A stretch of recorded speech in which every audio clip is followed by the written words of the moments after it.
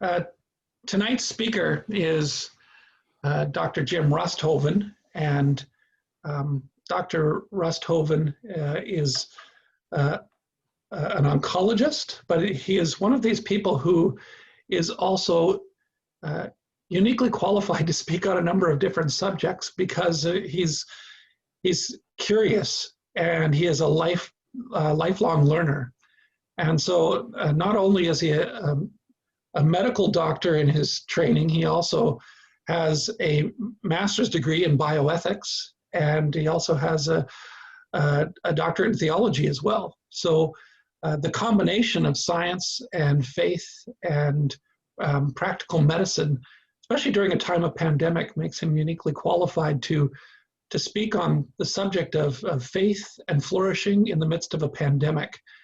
And so we're glad that, Jim, you could join us tonight, and we look forward to hearing what you're going to bring to the table for us to contemplate and think about. So welcome.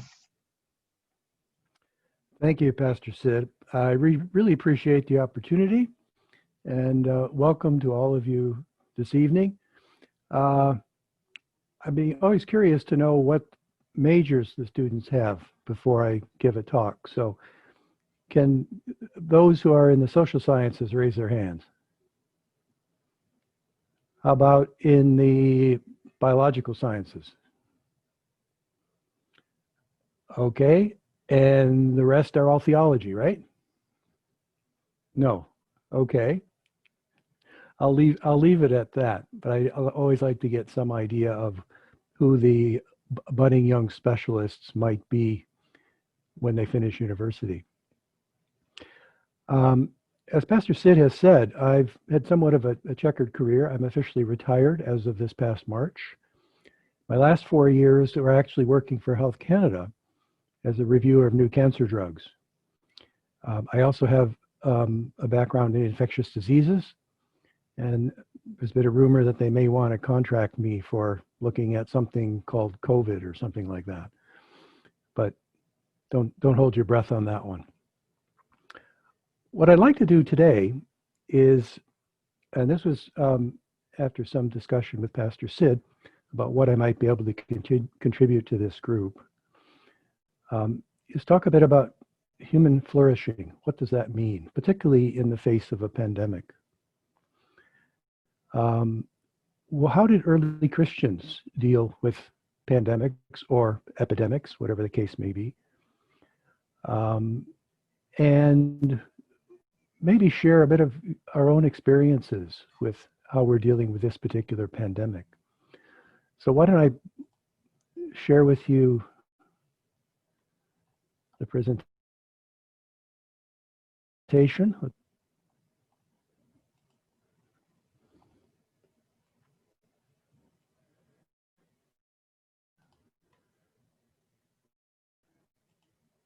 Okay, can you folks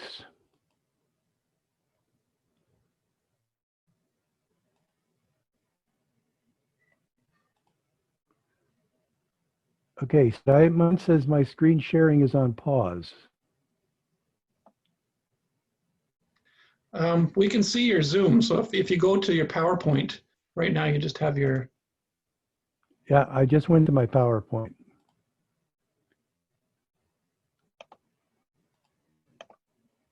Okay, I think I got it. There you go. Okay. And, okay, we good to go? It's great. All right. So let's look at 3 issues. First one, very briefly, what is human flourishing? Secondly, what can we learn from Christian responses to epidemics? And lastly, what can we do now to promote human flourishing during our pandemic? I don't know how much reading you've done about various Reformed thinkers, but well, Nicholas Waltersdorf is one that I've followed for many years. His most recent book, called Religion in the University, is one I would highly recommend you get at some point. He's an excellent writer. He used to teach at Calvin University and then at Yale University, and he's now retired, but by his production of books, you'd never know it. Um, in one of his books, Justice, Rights, and Wrongs, he particularly at the idea of human flourishing. He used various terms for human flourishing. He talks about the human good, the fullness of human life. But I think more importantly, for the Christian, he says the moral presupposes our understanding, let me just put this down, of well-being as the well-going life, the flourishing life.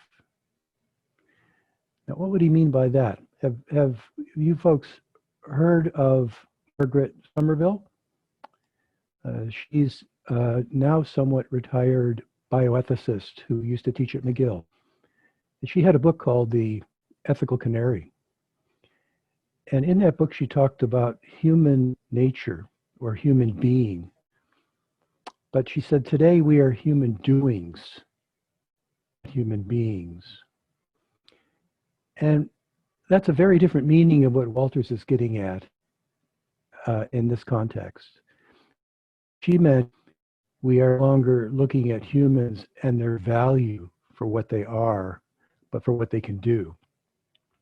In this case, Waltersdorf is saying we need well-being, but it's the well-doing for others that is the key element to flourishing in our lives. And he says the ultimate maximum of actions in this moral vision is,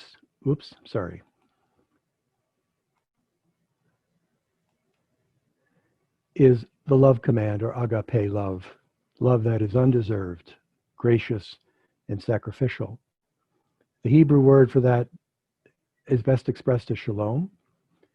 The New Testament Greek, particularly as presented in the Septuagint translation, is eirene. You know, heard of the Bishop Irenaeus of ancient times. The word Irene is derived from eirene. That's the good life coupled with the love command. So my well-being is inherently social and thus constituted in good measure by the actions and restraints from action of others. As Waltersdorf says, it's in their hands as much as it is in ours as to how we are being well. The good nature is not characterized in terms of proper functioning. That is, proper functioning fits well for well-being as a well-lived life, but not with well-being as the well-going life. And when he also contrasts this well-going life with human life or human good described in terms of desire or satisfaction, with that he says it shows no promise for human beings in being well and doing good and being good. Rather than look at the desires of the person whose well-being we are considering, we look to the desires for that person of someone else who loves that person. In brief, what is needed is someone who desires for someone else. So he puts the emphasis much more on what we do for others. And he does that because, and in proposing relationship, he calls it a divine desire characterization. By this he means the goods constitutive of a person's well-being are what God desires for that person's life and history. So human flourishing becomes a social part of who we are, and what's constitutive of that is our relationship with God, and most importantly, what God desires for that person's life and history. We are instruments of God's purposes, and therefore we should understand God as the ultimate source of agape love. And at the bottom you can see being loved by God as a creature, bearing his imago Dei, or his image, is the basis of our human worth.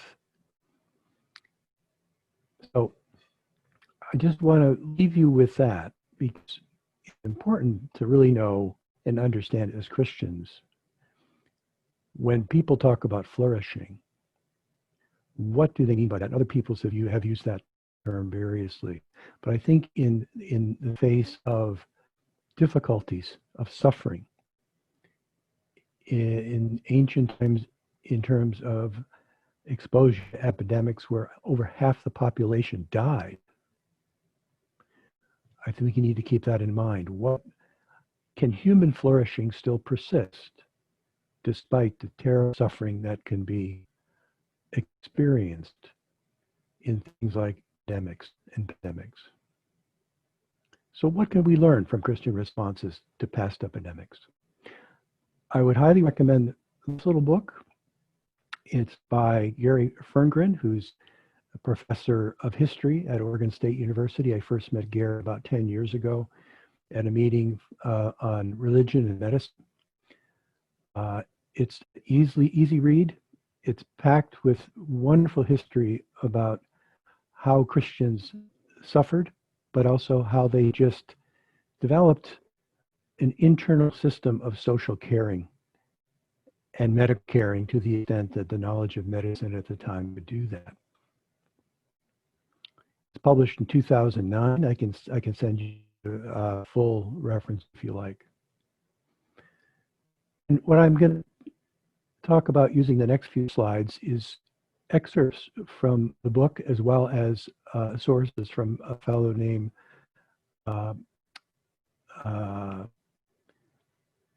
Rodney Stark. Rodney is a sociologist who used to be at the University of Washington. He was raised Lutheran, but he later professed to be an agnostic. Yet most of what he wrote about Christians and how they dealt with epidemics. We'll touch on that in a few moments. So in the beginning, meaning in the beginning of Christianity, in the pagan world, the responsibility for health was a private matter. Most outbreaks of infectious diseases were left to individuals, and they had themselves. What did the rich do? They generally fled for the hills when the epidemics came. The idea of caring for someone else at your own risk was quite foreign to pagan understanding of who they were relative to fellow humans. The classical world had little recognition of social responsibility. Officials really took no role in preventing, treating those suffering from it, even if they understood the fact that diseases could be contagious and that distancing was important. Acceptance of the state's indifference, particularly to the urban poor. Now, the plague was generally attributed to the gods, who needed to be appeased by public sacrifice or purification. With the beginning of Christianity, this radically changed. And Christians became the scapegoat, while they were still held responsible. And this famous of Tertullian from the 3rd century, if the river floods the town, which often was Rome itself, or the Nile fails to flood the fields, or the sky stands still, or the earth moves. If plague, the first reaction is the lions. So Christians quickly became scapegoats. The next few slides, I'm just going to give you some excerpts of testimonies from Cyprian of Carthage, Dionysius of Alexandria, and then Emperor Justin the Apostate. Both Cyprian and Dionysius around the same time, which was the middle of the 3rd century, and they both had major plagues in their respective jurisdictions. Now, Cyprian addressed the Christian community in his jurisdiction by telling them to aid, provide systematic care for the sick of the whole city. He appealed to both poor and rich Christians alike in his community, and he urged that no distinction be made in ministering to both Christians as well as Bishop Dionysius that in all events, most of the brethren, through their love and brotherly affection for us, spared not themselves, nor abandoned one another, but without regard to their own peril, visited those who fell sick, diligently looking after and ministering to them, and cheerfully sharing their fate with them, being infected with disease from them.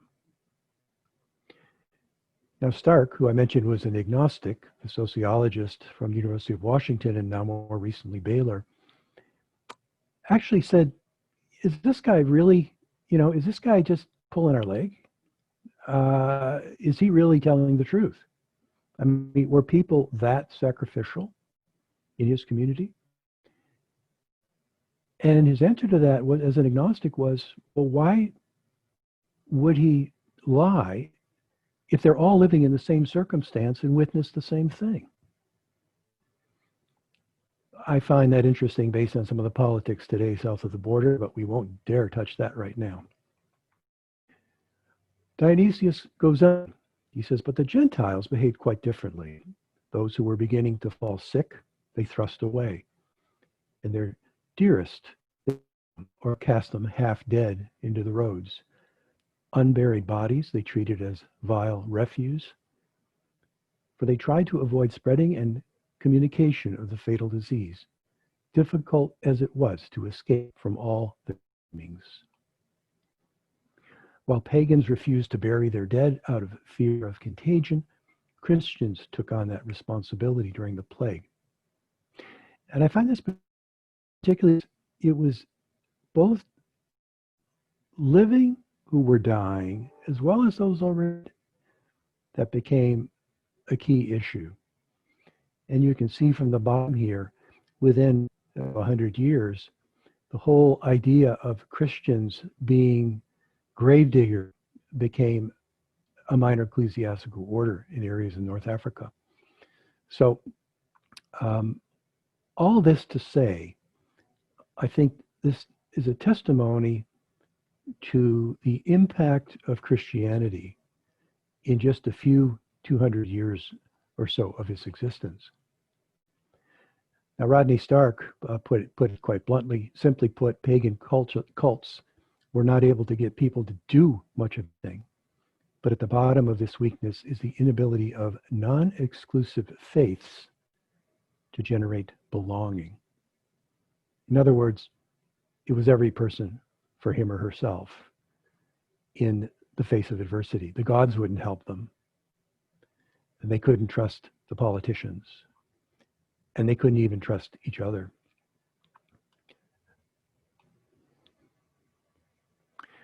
Now, about 100 years,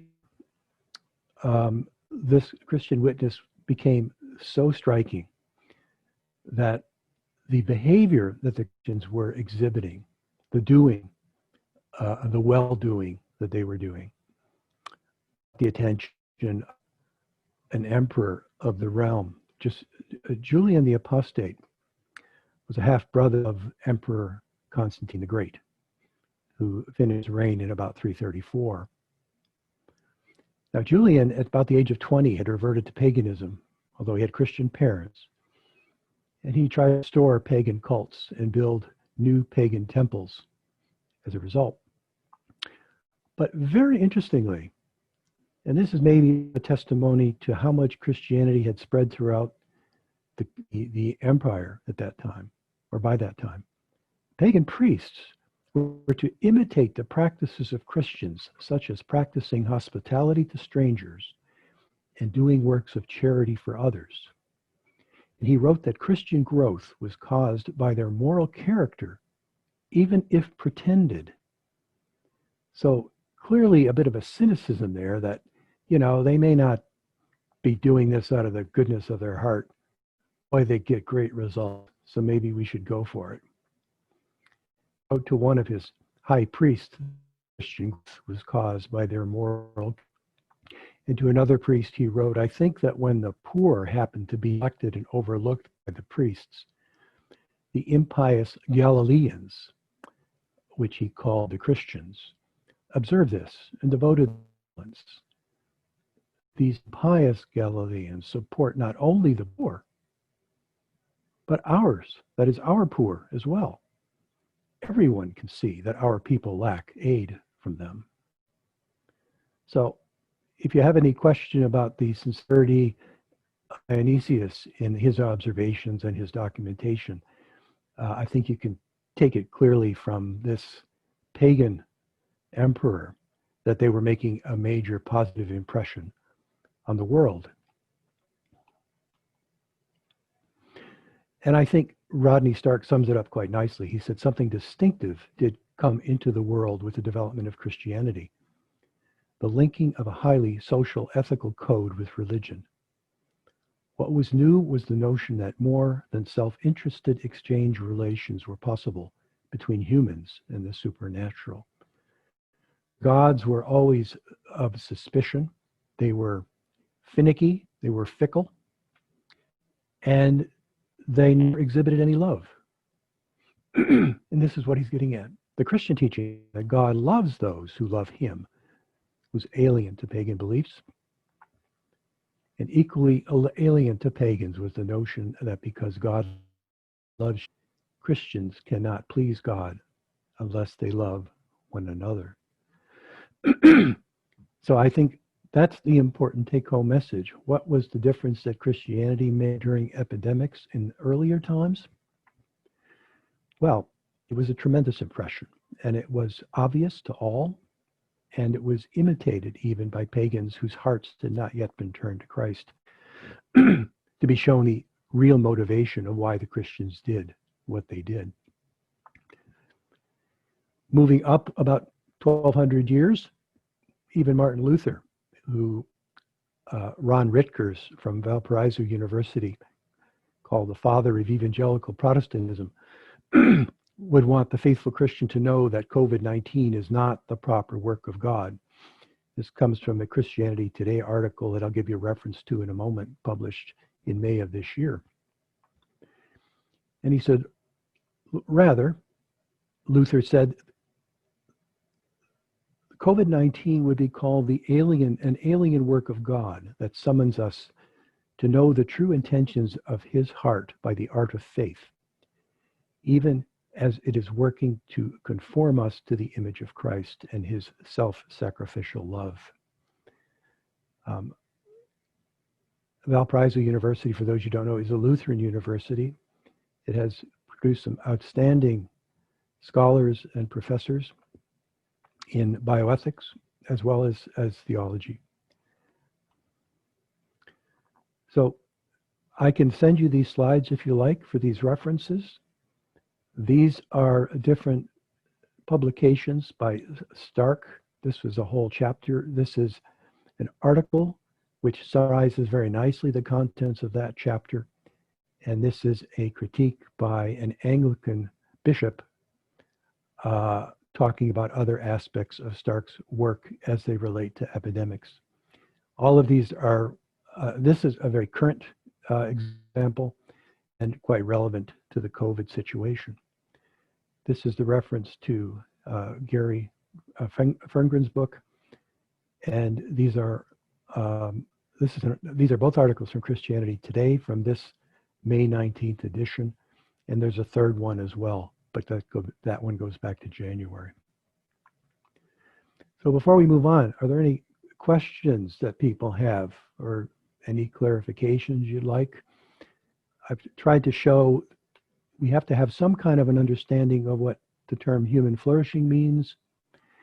And I certainly found it personally very helpful to understand how Christians have dealt with adversity when it comes to disease. This COVID-19 is not the plague, the bubonic plague. It is not the other types of plagues that were experienced in early times. The mortality rates then tended to be much higher.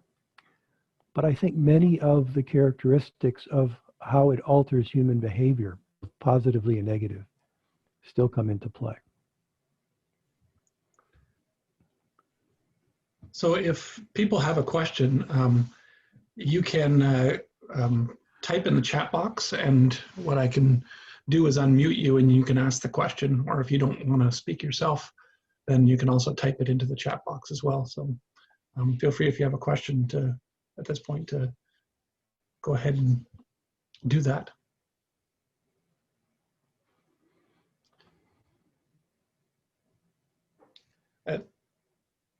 Jim, if anybody's while they're asking some of those questions, as you've looked at this, I mean, one of the things about how do Christians respond in a pandemic in our current situation is you could also make the case that our current culture is very Christian in terms of the way that it structures its society and has various types of socialized medicine and things like that, in which we don't want to leave anybody behind, that principle itself is a Christian principle. So the question is, are we able to present the same kind of witness as they were 1700 years ago, when the reality is the ethos of our society is Christian, so it's less noticeable? Do you agree with that, or? Well, that's a long. It'll be a long answer to that question if you want it in full. Well, probably better not do that then. But yes, as I've tried to make the point, and I think Rodney Stark has nicely made the point. Christianity was in one sense a social revolution. The remnants, if I may call it that, of Christian commitment to that social revolution remain in our society. What has changed over the generations has been a different idea and various worldviews that look at how that socialization of human beings plays out in daily life, in vocational callings, and even within Christianity, or the title Christianity.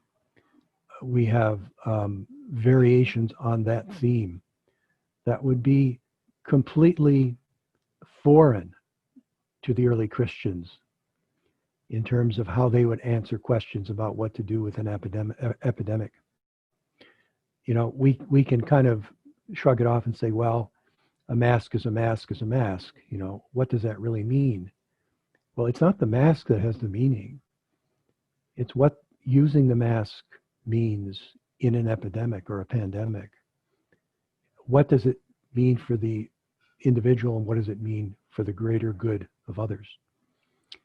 I just heard on the BBC News before I came online a very story, 10 minutes, less than 10 minutes in length, highlighting the differences of the attitudes of Christians in the United States, evangelical Christians in particular. Of course, that's in the context of the upcoming election.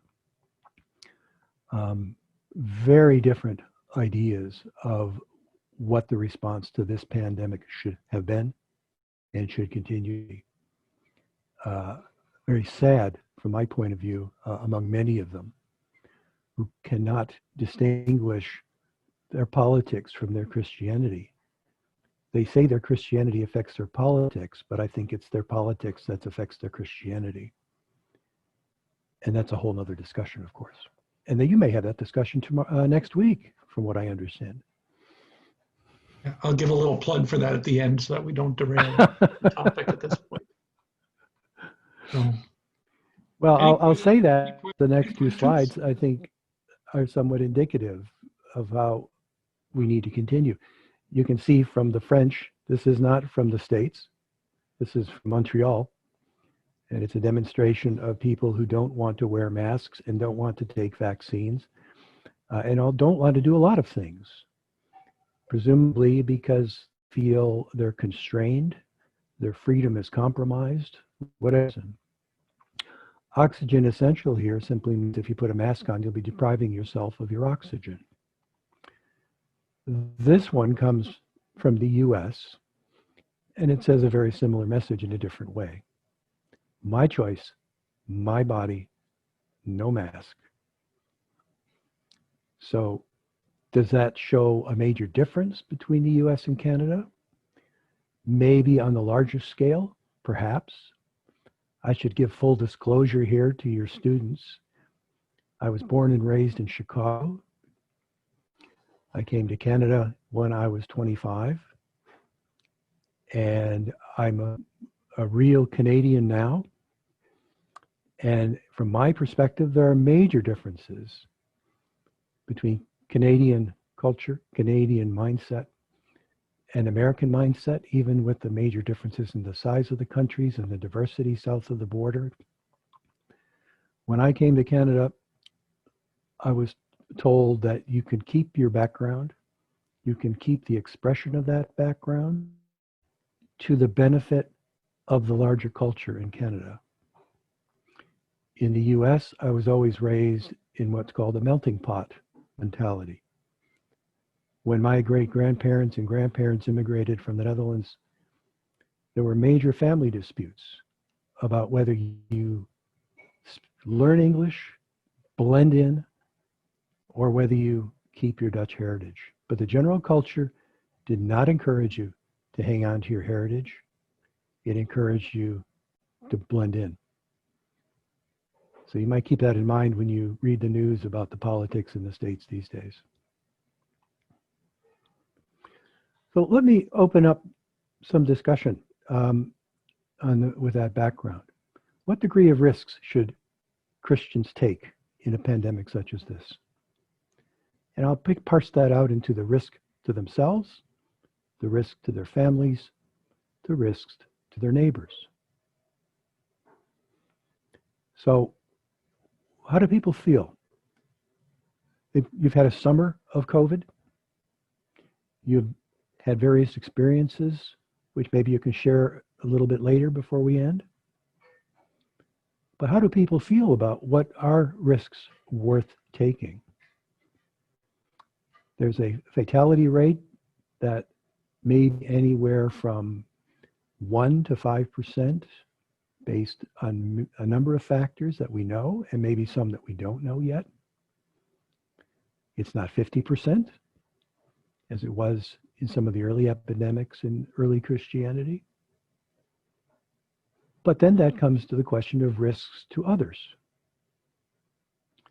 You're generally a young, bright, healthy lot on this particular Zoom enterprise. I'm now 70. I've got type 2 diabetes. How does that affect how I think about what's worth risking and to whom? And again, let's remember, what does human flourishing mean to Christians? Or what should it mean for how Christians interact with others? Any thoughts?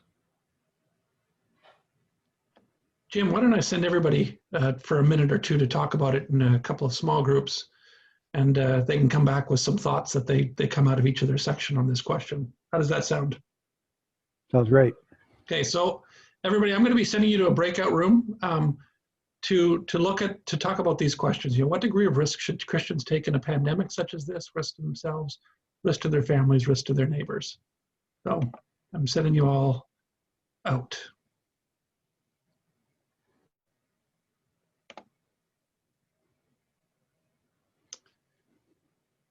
You'll be with the same people that you were the last time.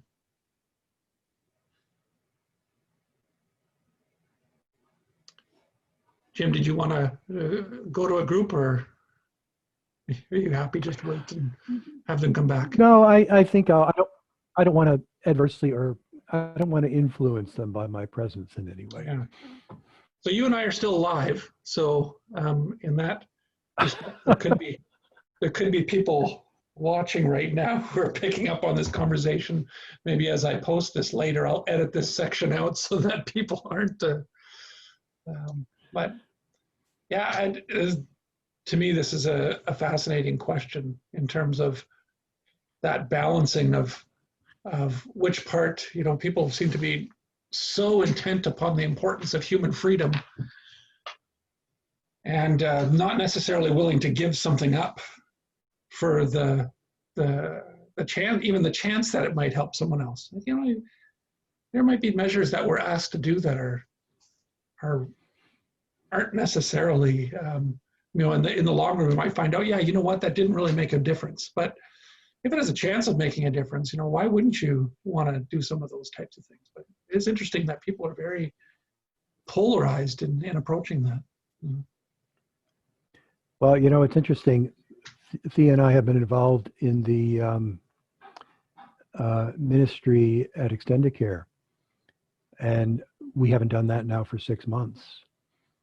And we've talked several times about, we wonder how this is affecting them. That, you know, some of those people really welcomed us on Sunday mornings in a service. Sometimes it was disrupted by some of their roommates because of their disabilities. But no matter what, they were genuinely appreciative, and I think genuinely looking forward to those services. So, you know, we can work virtually with our services on Sunday morning.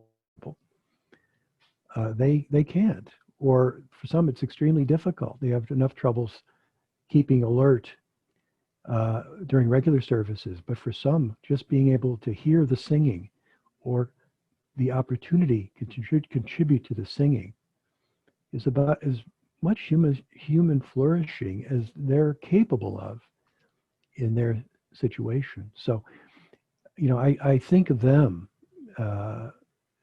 particularly in situations like this, and when there's so little social interaction every day.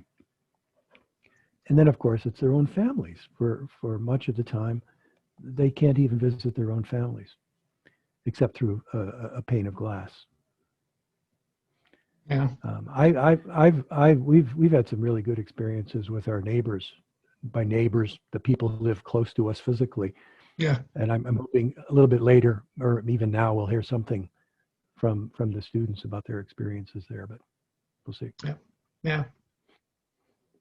Yeah. No, that certainly is true. And I noticed the difference even being in a smaller town. Richmond is enough out of Ottawa that it has a different feel and conversation when you go to the grocery store than if you're in a larger city center. And so at least I have that perspective when I talk to family that live in more rural areas, that the way they approach it in terms of community is different than you sometimes even experience it in a large city. So that can affect how you view the pandemic based on also what you're experiencing with respect to communities. Well, that's right. And it opens up your whole idea of, why have I not spent more time with these people? They are my neighbors. And yet the business of life takes that out. So will the departure of the pandemic change anything? Yeah. We'll have to see. Yeah. All right. Want to bring them back? I'm going to bring them back. I told them it'd be 2 or 3 minutes, so I'll close rooms and it'll take a minute probably for some of them to get back in here. Yeah, I'm looking at the time. I certainly won't go over 7:15. I did have a somewhat different question coming after this. So that's fine. That's fine. It's good that they're not rushing back in, because that means that they are actually talking. Well, they're finishing their supper. Yeah. We'll see how the group break. There's different.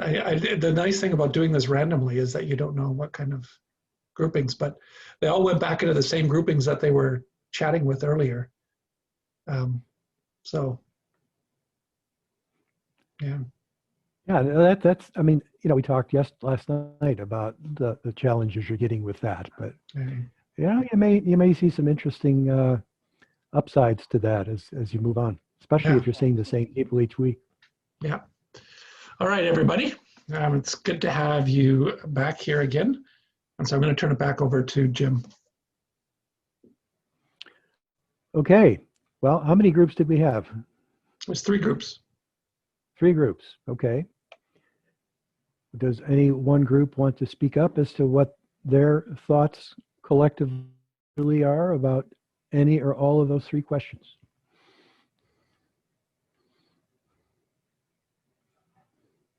Silence is not an option. I'll let you go. Oh, you're pointing to me? Okay. Yeah, our group just talked about how one of the things that's interesting and challenging in this pandemic is that there's not really a straightforward like health risk benefit analysis, right? Like the people in 300 that we were just talking about, like they went in knowing full well that chances are what they were doing was going to cause them to get very sick and die. And they were like, that's fine. Versus now, if we go in and say, okay, I'm going to take some risks and I might get sick, that's a fine thing to do. But the balance, it becomes, am I doing this and is it actually helpful to risk getting sick when the government's asking us not to take those kind of risks? Are we, quote unquote, being a good influence for Christianity, like we sort of just talked about, by taking those kind of risks? And I don't know. Okay, any response to that? We were saying something similar too, like where the church can find a way to serve their community online. I think they should take those steps and do it online in the safest way. But if it comes to a situation where a person just really needs to see someone in person, I think that's a risk the church should take, or church leaders, to meet that person in person. Or also, like, for example, at the St. Joe's, they are still providing supper for those who need it, because that's something that can't be switched virtually, but it's still such a need in the community, and that can't be forgotten even in the midst of this pandemic. They've been able to find a way to do it properly. And so I think first trying to see the best way to do something, and then like with the guidelines, and then meeting in person. Okay, good, both good responses, good thinking going on. Anyone else?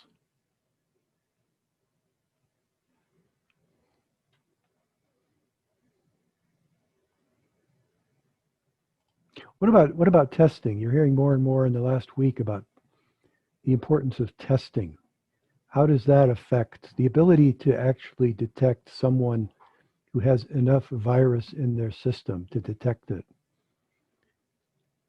Does that help or hinder us in terms of our evaluation of our risks, particularly our risks to other people?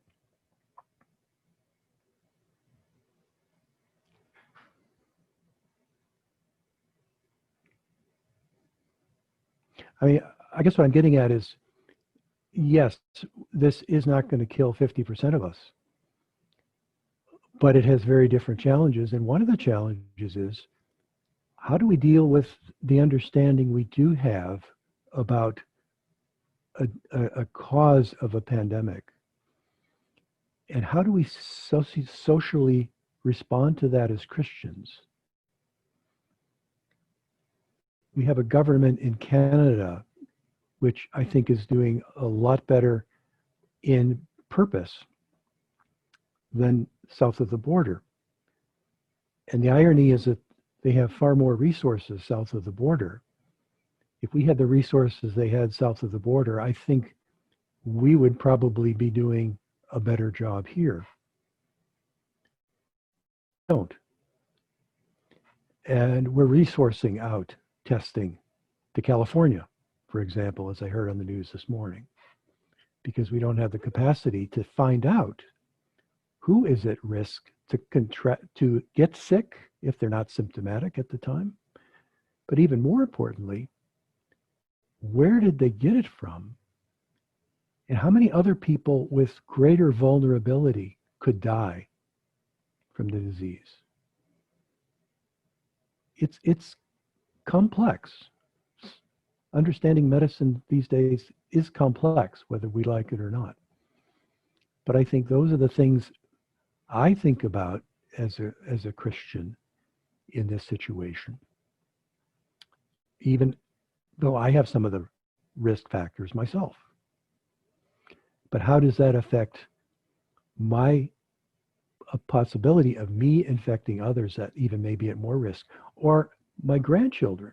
Children are at low risk for getting seriously ill, but it doesn't mean they won't.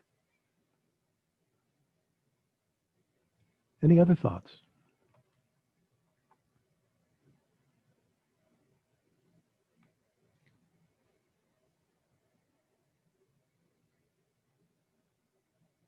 So are people pretty frustrated right now? Besides the fact that you're not in class, but just with life in general, having gone through the summer and now going through a very awkward situation at university.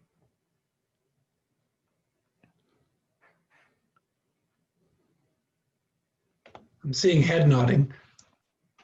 Feel free to be to tell your story or to say how you're feeling right now with respect to this whole situation. Too many hours spent playing video games. And trying to kill roommates. Yeah. I mean, I would say just in the last 2 weeks, I've had to deal with more like social aspects that I did not count on originally. I moved downtown, and like navigating the rules of the bubble, as we talk about, has been a very unique challenge that I did not expect. And like figuring out, is it safe for us all to go home for Thanksgiving, or is that a bad idea? Is it safe for us to visit our siblings, or is that a bad idea? And how do we navigate all that? I did not anticipate that being so utterly frustrating. So that's just something that I've noticed. Same. Yeah, very practical considerations everybody has to struggle with. Are you flourishing in a human sense, based on what we said earlier in this discussion?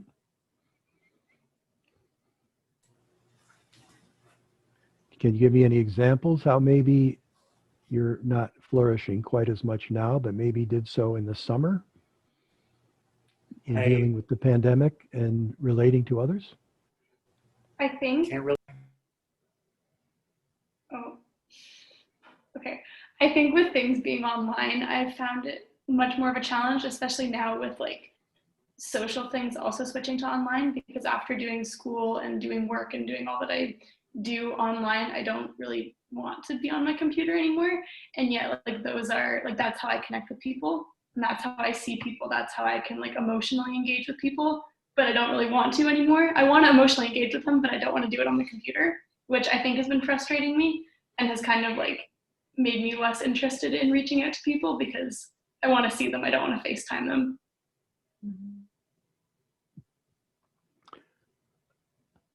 I'm glad you brought that up.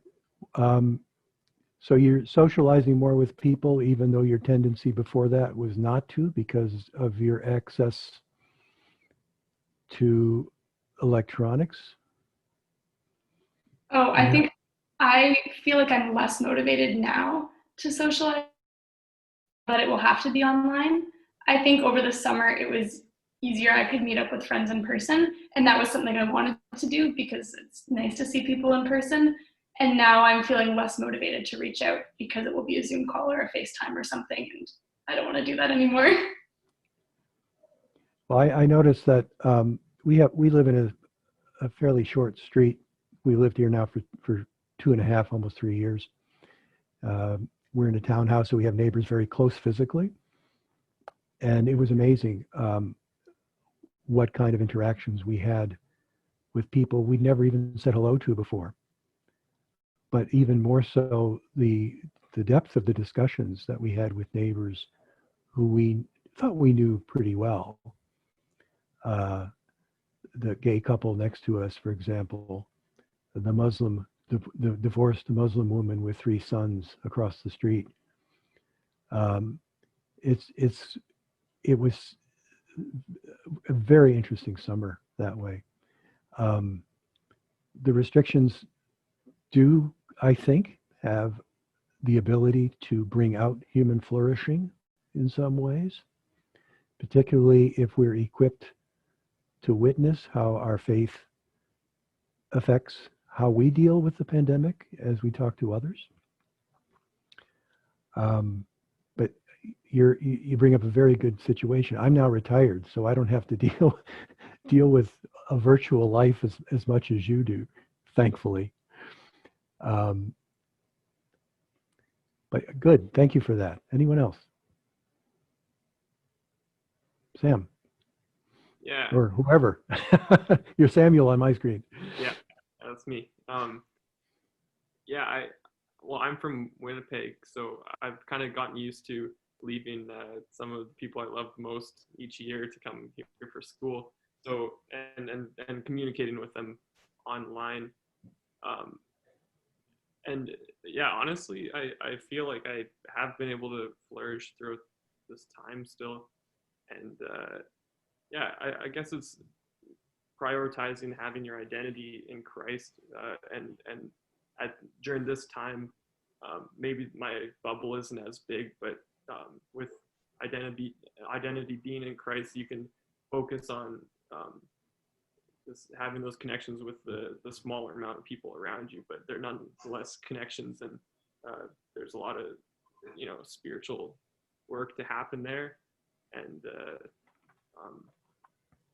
yeah, it's just kind of it's definitely a different time, but it has a lot of new opportunities and new areas to focus on that I wouldn't have before, but they're good things.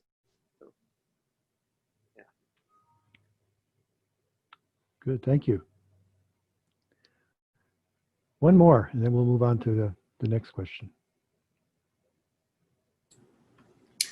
Well, I guess for me and Seth, like we're in the same city as our family, but we're not in the same bubble anymore. So we don't get to see them as much as we did before. I never really clued in because I was like, oh, it's going to be okay. We're going to be like in the same bubble. Like, nah, rising COVID cases ruin all your plans. But I would add something I found interesting that actually Mariska challenged me on. She's my fiance, for those of you who don't know. She said something along the lines of, it's really easy for us to choose to feel like frustrated with the people we can't see, but there's also a certain level of opportunity to flourish with the people we actually do have right in front of us. And like taking opportunities to hang out with the 4 guys I'm living with has been fantastic. You know, we go and play volleyball together, or we play board games at like 11:30 at night, which is never something I would do in my own house. So things like that, fantastic. And so, yeah, I'm frustrated that I can't see my sister and my parents, and I'm frustrated that, you know, a lot of you I'd love to be hanging out with right now. But the best thing we can do is choose to flourish with the people right in front of us. And I also think there's an interesting, from a spiritual discipline, this is a time period where we can learn something about ourselves in terms of where some of our own weak points can be. I've noticed that as the school year has started, this would be normally a time of lots of student connections and conversations and what I would see as part of the flourishing component of my vocation. Now I've been more frustrated with COVID than I was during the 5 months of the summer, when I'm often a slower time period anyway. And this has been the time period where my skepticism about some of the procedures have come into play, where I didn't have that previously, where it was easy for me to maintain a sense of, no, we take precautions because we want to do what's best for everybody else. But now that the rubber has hit the road and it's affecting me in a much more personal way from a vocational standpoint, I have found within myself a growing sense of skepticism and even sometimes anger that didn't exist before. And it's at that moment that I'm called into a different place of prayer, or a different place of, okay, Lord, what does that say about me? That now I'm feeling selfish about this. And how do I meet that with letting you fill that space and not just let that continue to eat at me, which is something we have to pay attention to.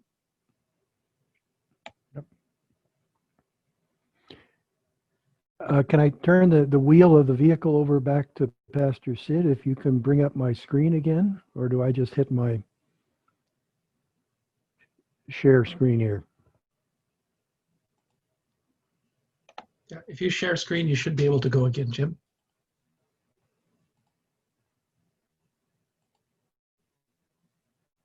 Just a note to keep track of time there, Jim. We are running to that point where we should. Just one more question. Yep, absolutely. This one's a little closer to my own experience. Should the science of developing new medicines conduct me in a pandemic?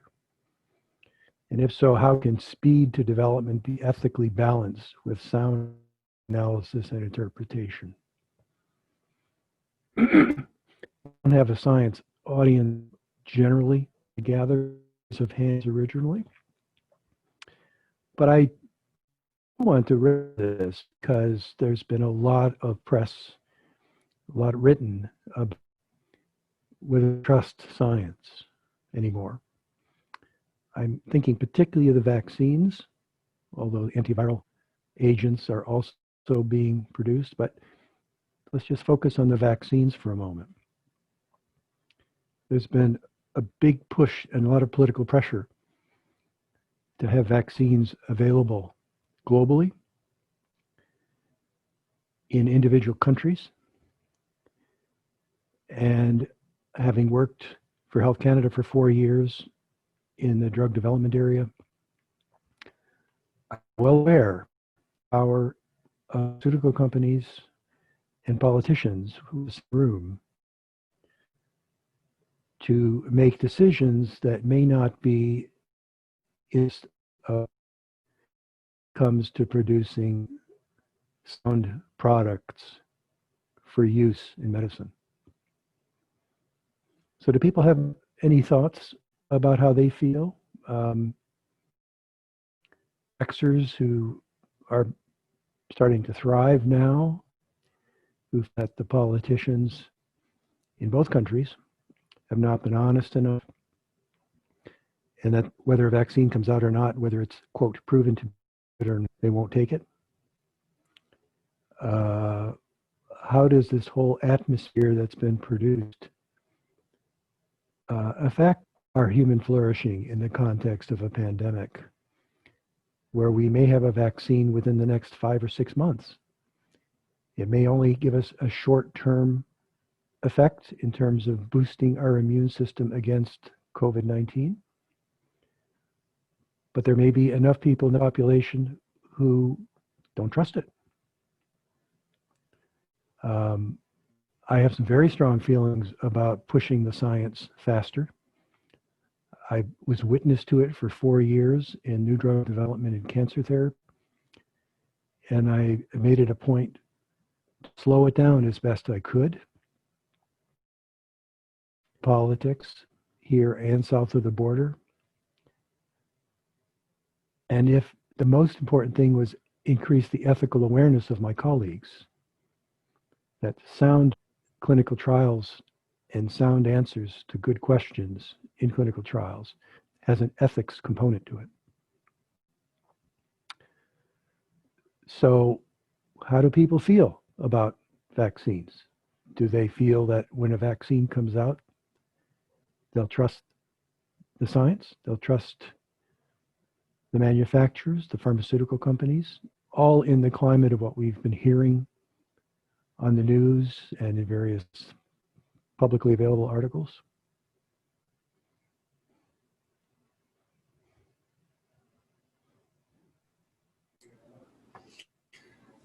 I mean, I want to trust the system.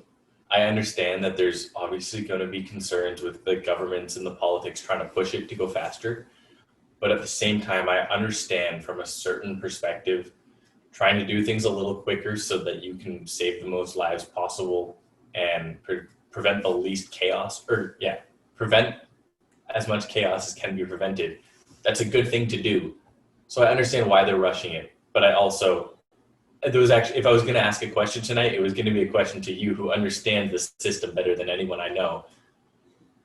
Is pushing the system faster going to make it still work if we don't do the system like the usual 3 or 4 years it takes to process a drug through the testing?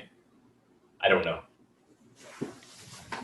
In the time frame that is being pushed currently, that is to know if it's safe in the short term. And in drug development, that's called a phase 1 study. In vaccines, it's different because vaccines are a preventative preventative intervention.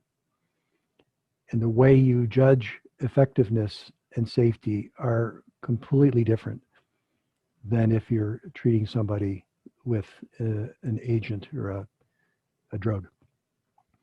So I spent my career in the last 4 years trying to keep us from approving drugs prematurely, because either we didn't have the longer term safety data or the efficacy data was based on the wrong outcomes. In the vaccine area, it's no different. It's just that the timeline is very different. What I would hate to see is that we find out a year from now, if it comes out in January, for example, that there are people with unforeseen consequences. And these are people who are not sick. You give a vaccine to somebody who's well, not who's sick. So safety is a high priority. And to not wait long enough, suppose 5 people in a study came forward with autism or dementia. What is that going to trigger in terms of confidence? If you haven't got the data that sufficiently shows that that is not likely due to the intervention of the vaccine, it'll essentially bring things backwards again in terms of trust in the community.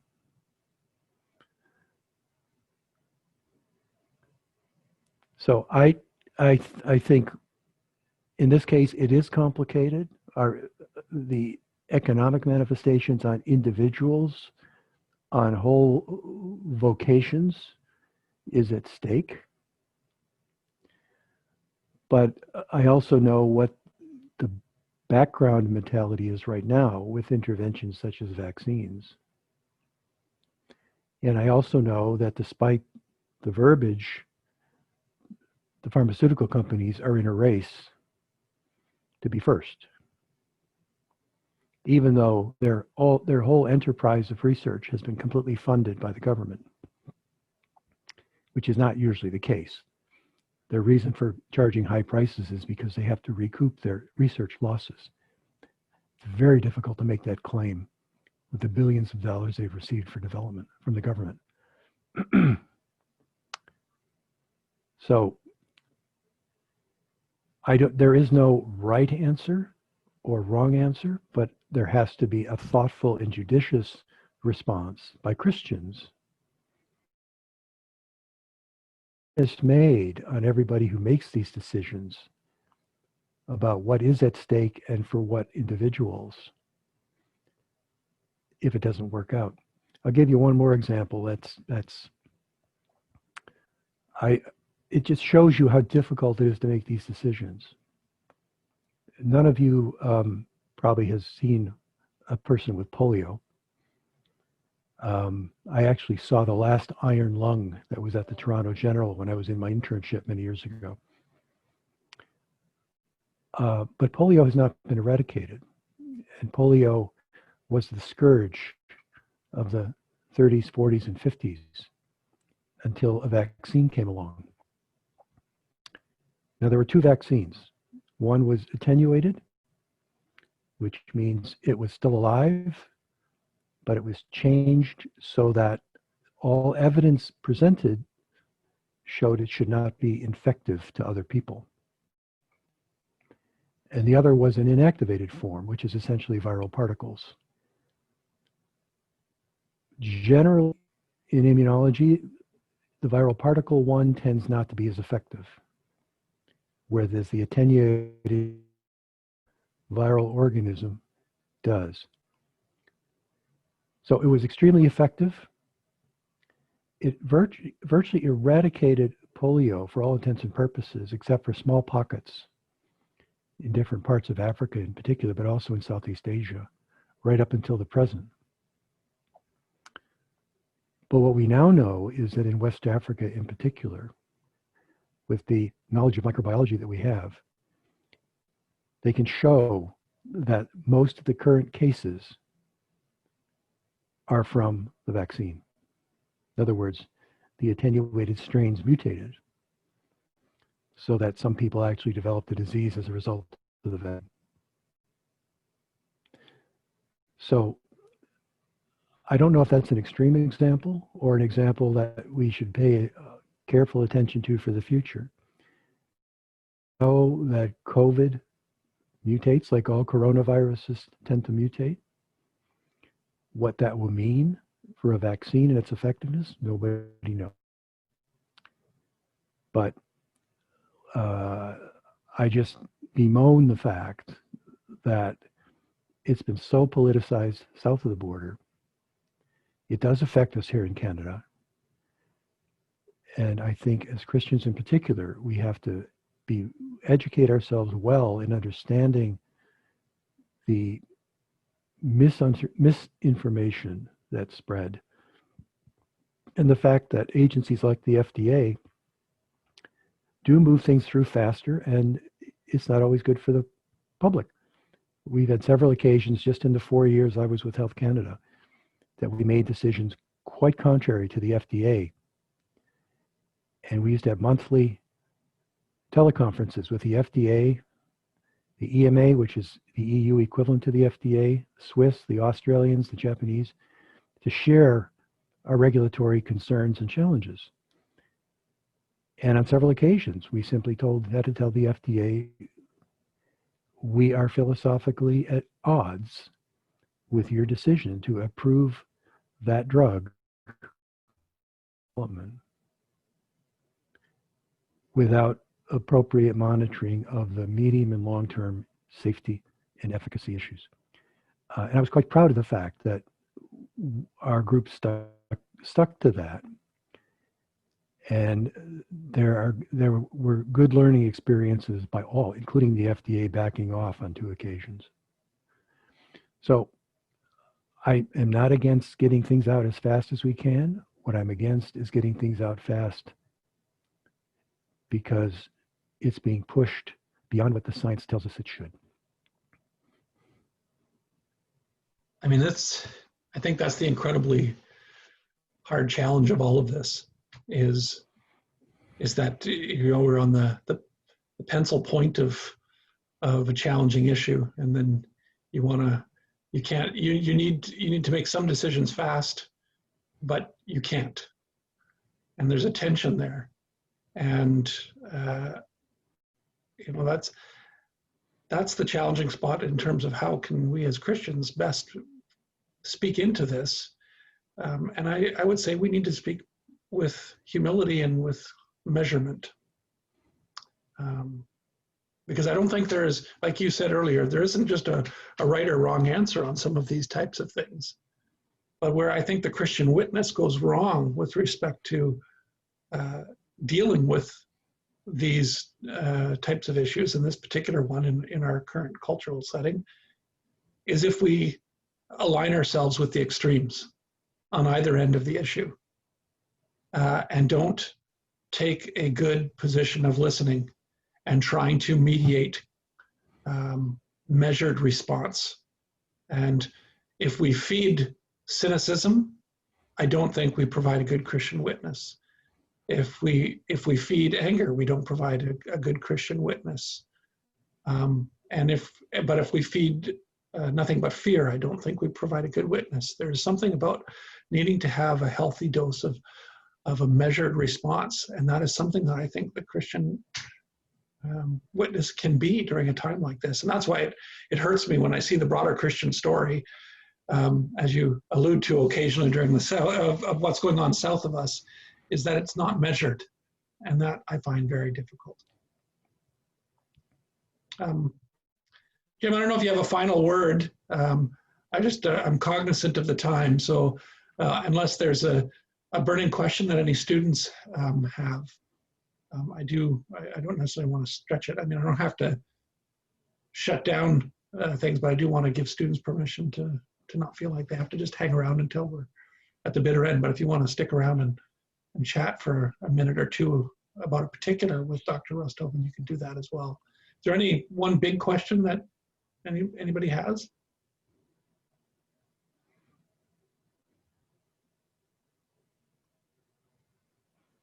Jim, anything you want to close with? Yeah, again, I just hope I drove home to some degree the fact that we are social beings, and that in this situation, that socialness becomes strained, but we should continue to think of human flourishing as something that God has given to us.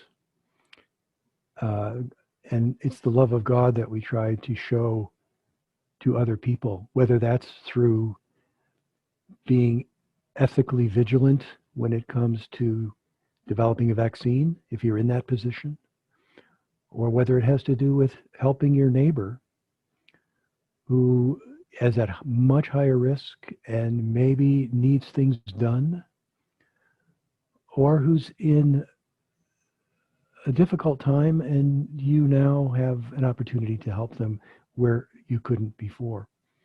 So it's that, I guess it's that Christian giving part that we should capitalize on, given the restrictions we have, if we can, and maybe even more as the restrictions let up and as COVID eventually dissipates. I won't say go away yet, but dissipates into the pool of viruses that we're all exposed to. Whether we take lessons from this and carry those forward in so-called normal times, when maybe we didn't spend as much time giving to others, either who are physically close to us, our neighbor in that sense, or in the people we work with within our vocation, like I did at Health Canada.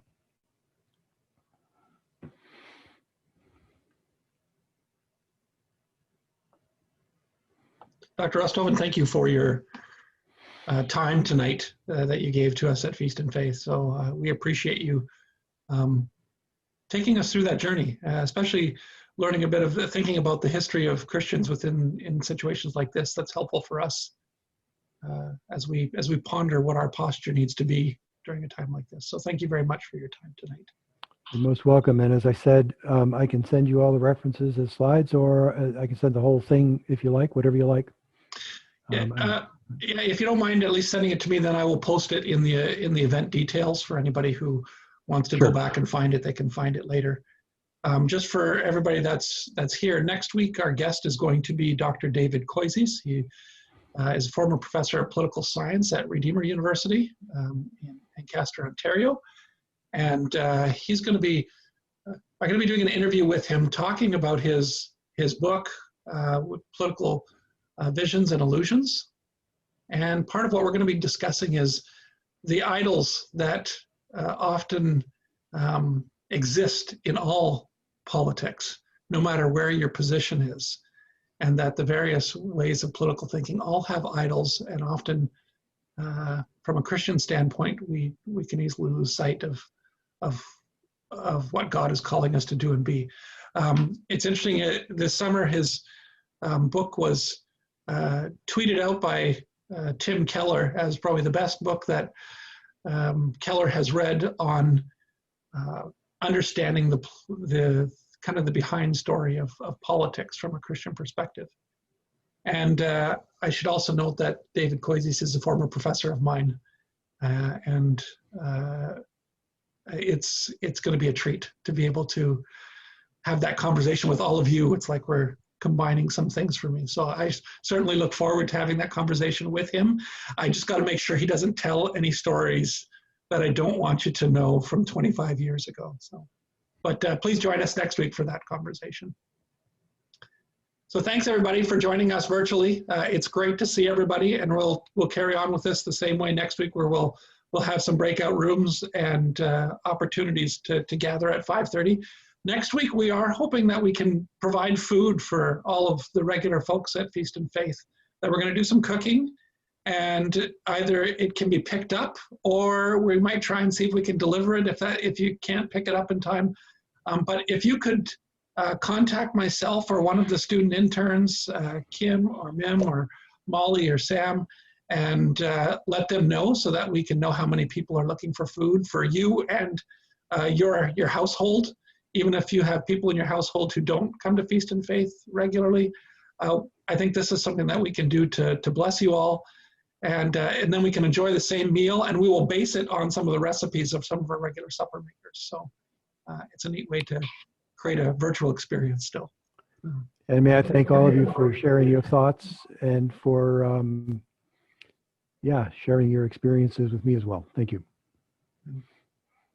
So good night, everybody.